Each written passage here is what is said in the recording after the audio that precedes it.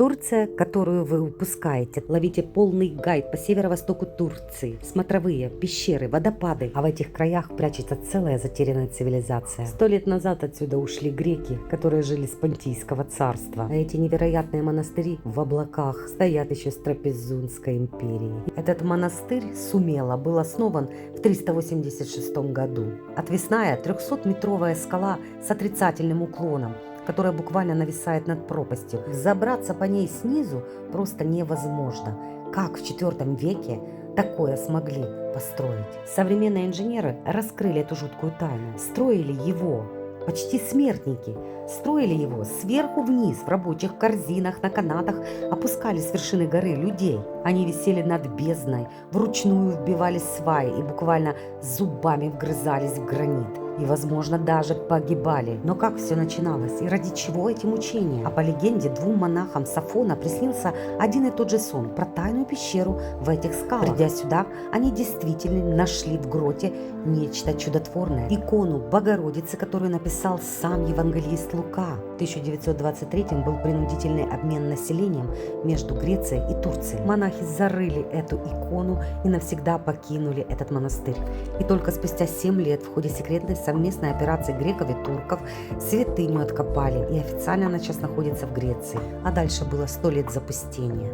А ведь когда-то Сумела была богатейшим местом Трапезунской империи. Кстати, наверх ведет одна узкая деревянная лестница, и все. В случае штурма ее просто сжигали. Даже когда пришли османы, они дали монастырю особый статус. Здесь копились сокровища, которые так и не были найдены. Кстати, в центре монастыря до сих пор из сухой скалы необъяснимо сочится вода. Она считается целебной. А на стенах пещеры вы увидите жуткие древние фрески. У них у всех варварски выколоты глаза. Местные верили, что если соскрести краску с глаз святого, размешать в воде и выпить, можно избавиться от слепоты. В 2021, спустя 100 лет, этот уникальный объект полностью восстановлен Турцией и работает как музей. Монастырь Девы Марии в Гересуне. Огромный 4-этажный комплекс на 32 комнаты, прямо внутри пещеры. Совсем недавно турецкие власти провели здесь реставрацию. Но некоторые говорят, что это не реставрация, а вандализм. Просто забелили старинные стены и, возможно, под штукатуркой остались древние фрески. Это совсем недавно открытая локация. Она еще не так распиарена, как монастырь Сумела, поэтому здесь нет толп туристов, но виды завораживают. Регион тот же. А вот остальные сокровища этой греческой Атлантиды до сих пор лежат в диких руинах. Ребята, посмотрите, брат-близнец Сумелы, монастырь Вавилон. Он старше самой Сумелы лет на 200. 3 век нашей эры, истоки христианства. Кстати, он был настолько богат, что Сумела строилась на его доходы. Сегодня это зона для экстремального туризма. Но на разрушенных стенах до сих пор проступают жуткие фрески страшного суда, которые медленно смывает дождями. Возможно, когда-то это будет тоже отреставрировано. Ну а следующее место это вообще доступно только для дроновой съемки. Монастырь Куштул, основанный в 752 году, боже, ему 1250 лет. Построен на вершине вертикального утеса, как неприступный замок средневекового феодала. Старые тропы разрушены, поэтому увидеть можно только с высоты дроновой съемки. Ну, конечно, не все готовы к экстриму, поэтому вот вам еще 2 крутые точки. Город Трабзон. Здесь отреставрировали и открыли как музей Кизляр-монастырь. Единственный женский скальный комплекс, куда легко можно дойти пешком. И еще один монастырь Имера в Гюмюшхане. Его возраст 676 лет. Он посвящен Иоанну Крестителю. Очень фотогеничный и спокойно можно доехать на машине и посмотреть его. Трасса Стамбул-Батуми. Притормозите и сверните на 20 километров. Прямо у обочины. Из дикого мшистого леса на вас обрушивается 30-метровая стена воды. Это водопад Кузалан. Здесь оборудована отличная смотровая площадка. Но это лишь прихожая к главному чуду.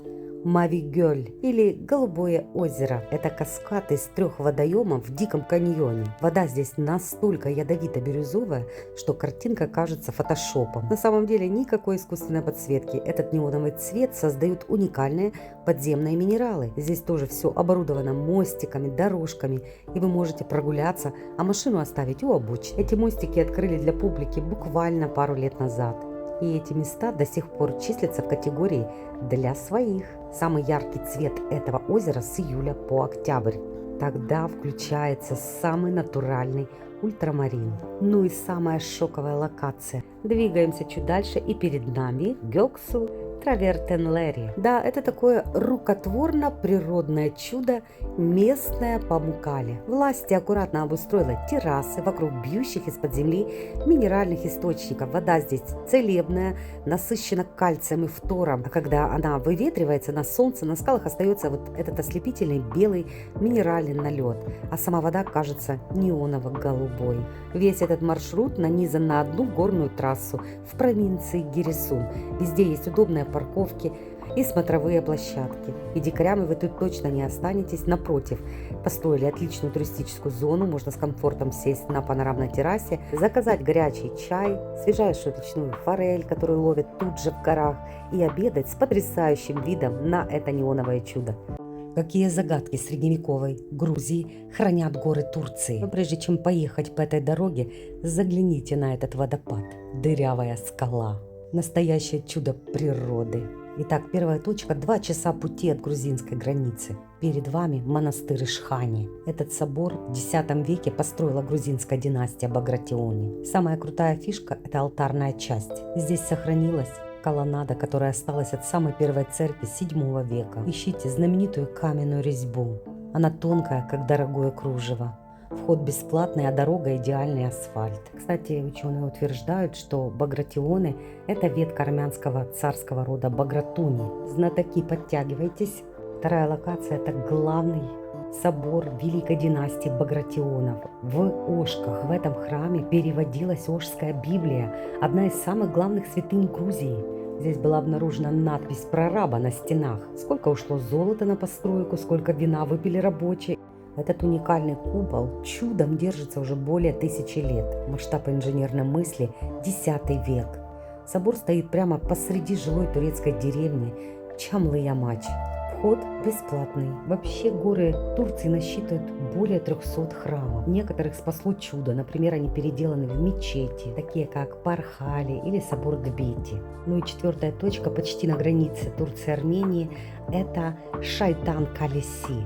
Крепость, которая висит на скале. А знаете, чем она уникальна? Именно ее штурмовали витязи в культовой поэме Шота Руставели. Витязь в тигровой шкуре. По сюжету здесь держали царевну. Это все находится в каньоне реки Кура. Здесь есть смотровая площадка, а от нее нужно пройти 1,5 километра по грунтовой дороге пешком. Вход бесплатный. Затерянный мир. И доказательство того, что время не властно над величием. Если вы искали Турцию, которую не в путеводителях, она перед вами. Если вы едете из Батуми в Стамбул или наоборот. Сегодня покажу 4 аномальных красивых места на этом пути. И первая остановка сразу после границы с Грузией – Тартум. Здесь над обрывом парит 12-метровая стеклянная терраса. Это одна из самых широких площадок в стране. Она построена прямо над тектоническим разломом. Под вашими ногами 200 метров пустоты. А еще вид на глубокое фьордовое озеро, которое образовалось здесь в результате гигантского горного оползня. Это нужно обязательно увидеть. Какие ваши ощущения, когда вы на такой высоте? Ну, а это настоящий подземный космос. Вторая точка – пещера Караджа. Закрытая экосистема, которая признана спелеологами одной из красивейших в мире. Этим сталактитам и сталагмитам миллионы лет. Кстати, здесь свой микроклимат и гигантские каменные шторы в залах. Они достигают высоты нескольких этажей. Третья точка на том же маршруте – пещера Чал. Вторая по длине в мире. Здесь настоящая подземная река внутри и свой водопад. А воздух целебный. Здесь повышенное содержание ионов серебра. И сюда официально отправляются лечить астму. Самое интересное, здесь есть настоящая чайная с видом на бушующий водопад. Ну и финальный аккорд перед самым Стамбулом – каньон Четак. Здесь инженеры прыгнули выше головы.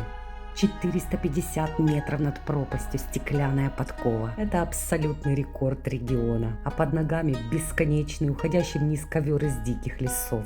Это армянская Помпея, заброшенный древний мегаполис прямо на границе Турции и Армении. В X веке здесь была столица армянского царства Багратидов. Жило здесь 100 000 человек. Для сравнения, в Париже 15-20. Его официально называли городом 1001 церкви. Реально задокументировано более 1000 религиозных объектов. И это не метафора. Армянские цари, князья соревновались, кто построит более величественный храм в городе и его округе. Ну а теперь маленький шок-факт. Корни готики растут из-за этих полей. Главный собор Ани в 1001 году построил гениальный армянский архитектор Трдат. Это тот самый, который спасал купол Святой Софии после землетрясения. Почему этот город вымер? Его жестко разграбили турки-сельджуки в начале, потом добили монголы, а в 1319 году его разрушило сильнейшее землетрясение. Но окончательно его добило смещение шелкового пути. Золото ушло, и люди просто покинули этот мегаполис. Вот так этот город застыл в своем средневековом виде без поздних перестроек. Для археологов это вообще чистый эталон армянского зодчества. Ну а весь 20 век город Аани был призраком за колючей проволокой. Он оказался прямо на стыке закрытой границы СССР и Турции в глухой военно-запретной зоне. Десятилетиями на эти храмы можно было посмотреть только в бинокле с противоположного берега. И только в 2016 году этот объект стал объектом ЮНЕСКО и доступен для обычных людей без военных пропусков. Сегодня этот город, город Ани, это памятник великой эпохи, застывший на стыке двух миров, возрастом более 1000 лет. Ребята, как вам локации? Подписывайтесь, потому что мы движемся дальше, а впереди